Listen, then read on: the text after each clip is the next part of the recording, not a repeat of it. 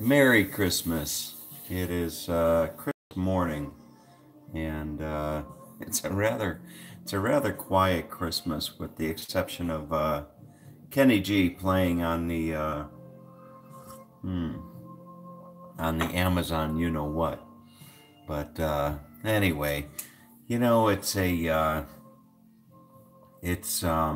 interesting waking up on a Christmas morning alone in a quiet house, and it's not the first time that I've done it, and it probably won't be the last time that I do it.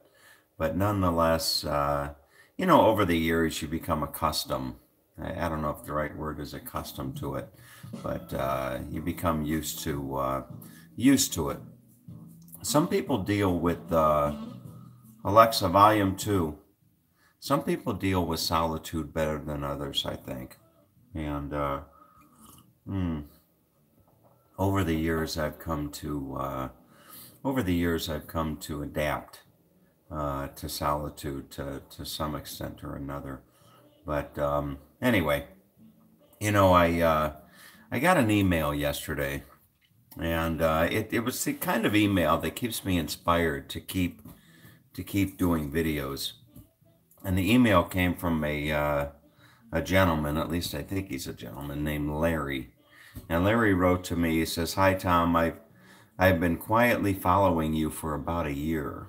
Love your videos. Keep up the great work.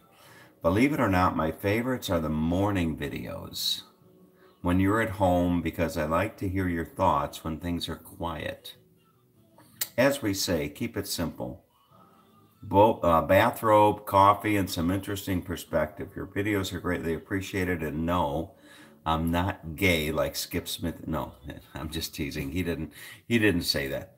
He, and Skip Smith is not gay. Okay, Skip Smith is not gay. He, I think Skip Smith tosses and turns at night, worrying that people on YouTube think that he's gay. But Skip Smith is not gay. Sorry to disappoint you, Simon. Okay. But anyway, and no, I'm not gay either, just for the record. Especially love when you talk about your work history and how one event led to another and so on. It's a great success story. God bless and Merry Christmas. It's in life. It's not just related to work, but it's always how one event leads to another, and that's kind of like the thought where you just kind of let go, let God, with life, when things happen to you that you don't necessarily like or think are fair, or what have you. Mm, you just let them go, because they're part of a bigger plan, if you will. But anyway, I woke up this morning thinking about Christmas naturally, and in doing so, I found myself thinking back to Christmas past. And I say Christmas past, when I was a kid. I was growing up in a suburb of Cleveland, Ohio. And more times than not, we would have white Christmases. Not always, but before the whole global warming thing came. No, I'm just kidding. I don't know anything about the global warming thing. But anyway, I like to think that more times than not we had white Christmases. And I grew up in a house, just a modest 3-bedroom house with a attic that was converted into a uh, into a bedroom to facilitate six boys. But anyway, so ten of us kids. My parents, bless their hearts, raised 10 of us in a single house, and we had but one bathroom, believe it or not. Hmm. And Christmas mornings, leading up to Christmas, my mom, she would, my mom and my dad, for that matter, would have to buy Christmas presents for 10 kids. 10 kids buying Christmas presents. And my dad didn't make a lot of money when I was a kid. So whenever Christmas time was coming around, or what have you, they had to when Christmas time was coming around, they had to budget. I'm sure they had to budget their money and save their money throughout the year to be able to give us a Christmas. And they they would always, they would hide. I think where they used to hide the Christmas presents more times than not was in the trunk of the car. I think that was the only safe place. But that trunk of the car can only hold so many Christmas presents, and they would put Christmas presents in their closet or what have you in their bedroom. Mm. And then Christmas morning would roll along, and or Christmas Eve, we'd all go to bed excited about Santa Claus coming in the morning, and there were 6 of us boys sleeping in one room, kind of like military bunk style, if you will.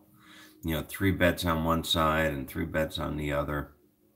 And every now and then we'd mix up the configuration, we'd remodel, so to speak, the upstairs and put 2 beds on each end and 2 beds in the middle and what have you. But anyway, we'd all go to bed on Christmas Eve, and Christmas mornings were rather special.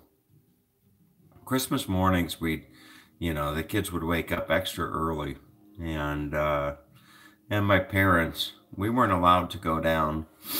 We weren't allowed to go downstairs. It was always, so whoever would wake up first would walk around waking up the others, shaking them, saying, "Tom, wake up, Santa Claus came, Santa Claus came."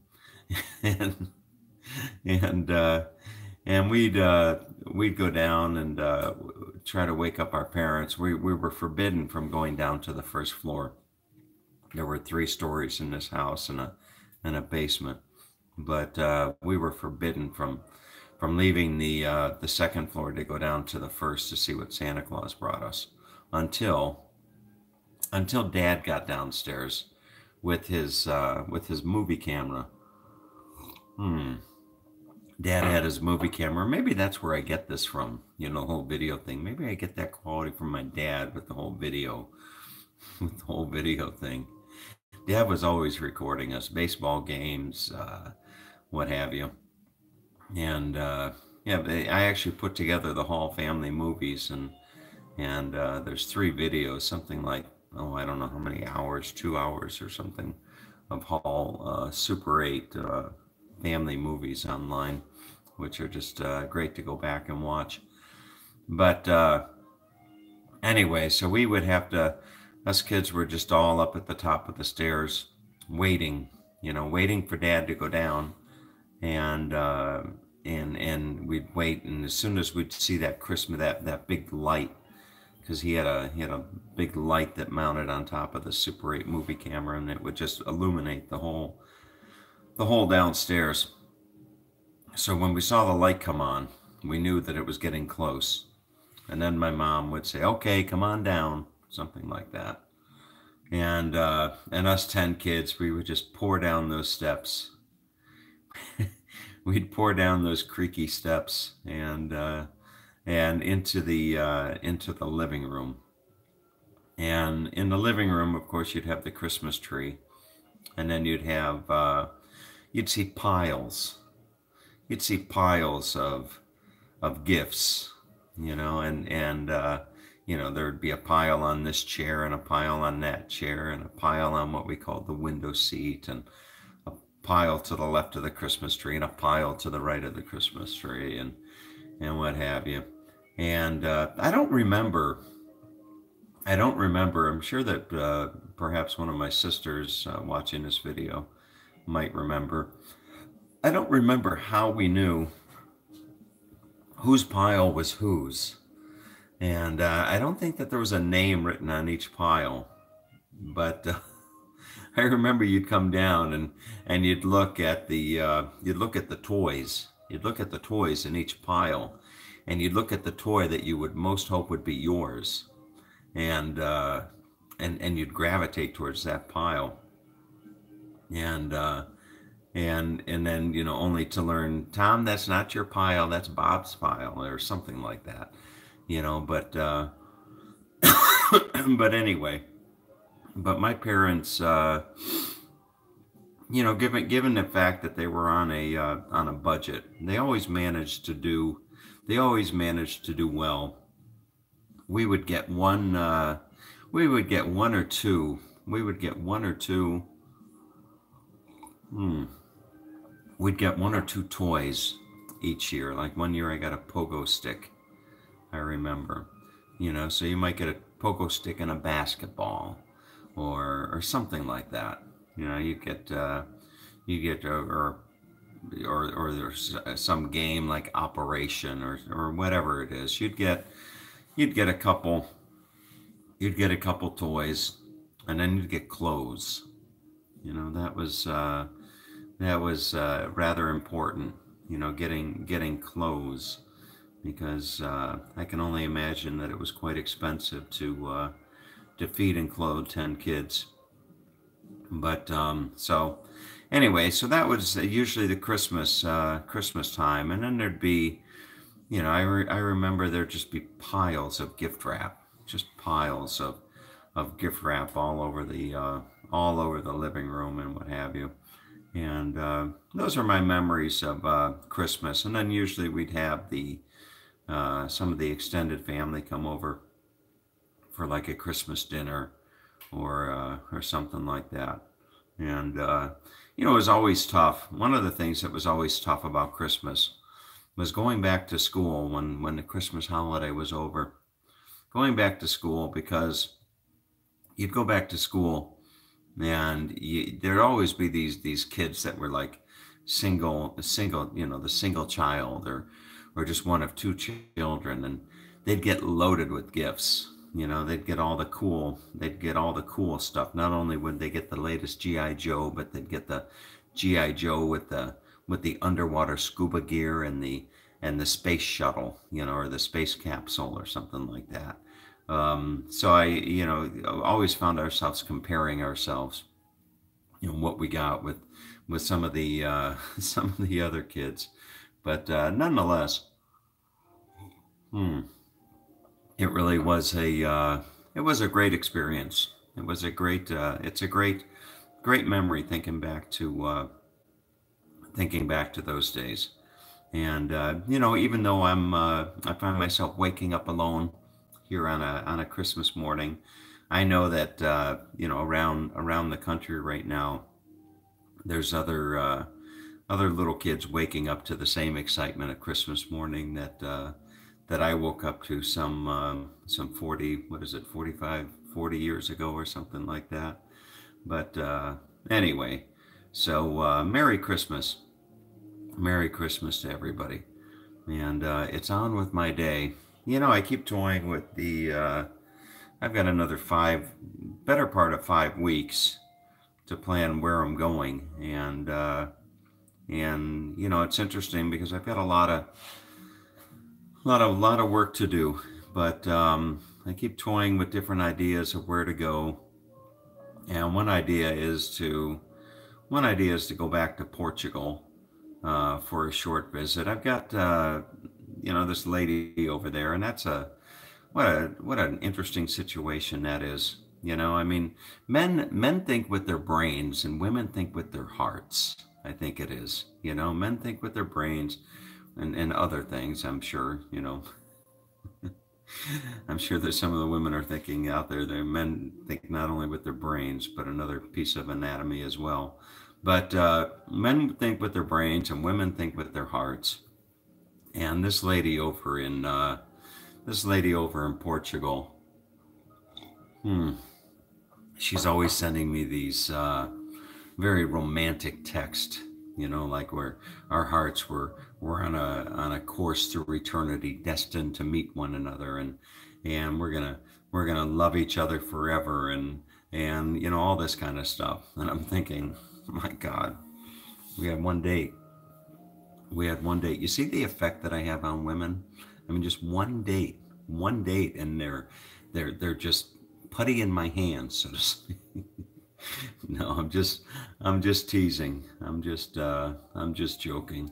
But you know, I toy with the thought of going over to Portugal for the better part of 10 days. I've got 2 months to kill, and flying into Lisbon and renting a car and going down to the Algarve and walking on the beach in the Algarve sure is a tempting thought. And then alternatively, flying over to